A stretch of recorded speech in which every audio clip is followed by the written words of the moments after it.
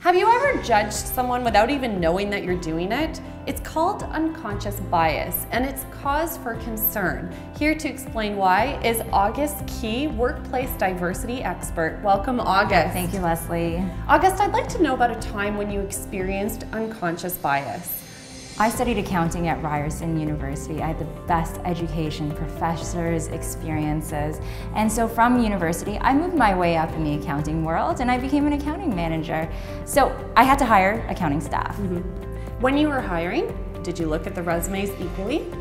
I had a resume that came across my desk and this person had Ryerson accounting experience and education. You were looking at your alumni and thinking, wow, I know exactly what I'm getting. And I wanted to interview her right away. So how did she perform in the interview? She did not perform very well at all. And I realized at that point that I had an unconscious bias because of her university.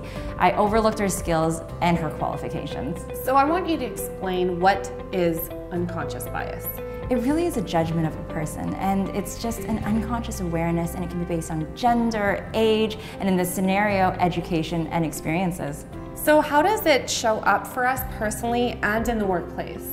It shows up in our everyday lives. I mean, it can show up when we're hiring a person for the right job, to starting a new business, to getting approval for mortgages, and really to even make friends. And if we look on the flip side in the corporate world, it impacts our bottom line. I'd like to know more about that.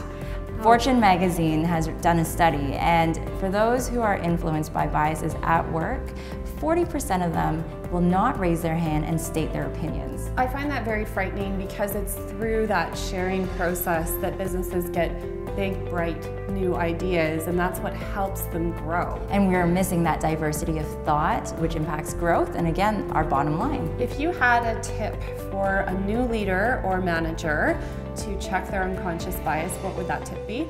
It really is to learn about ourselves and our awareness and stereotypes. Surround yourselves with mentors and with different people of thought and perspectives. Thanks, August. These are fantastic tips. We really appreciate having you today. If you're experiencing unconscious bias in the workplace, or you just want to check if you yourself have an unconscious bias, we have some fabulous tips on lesliescorgi.com.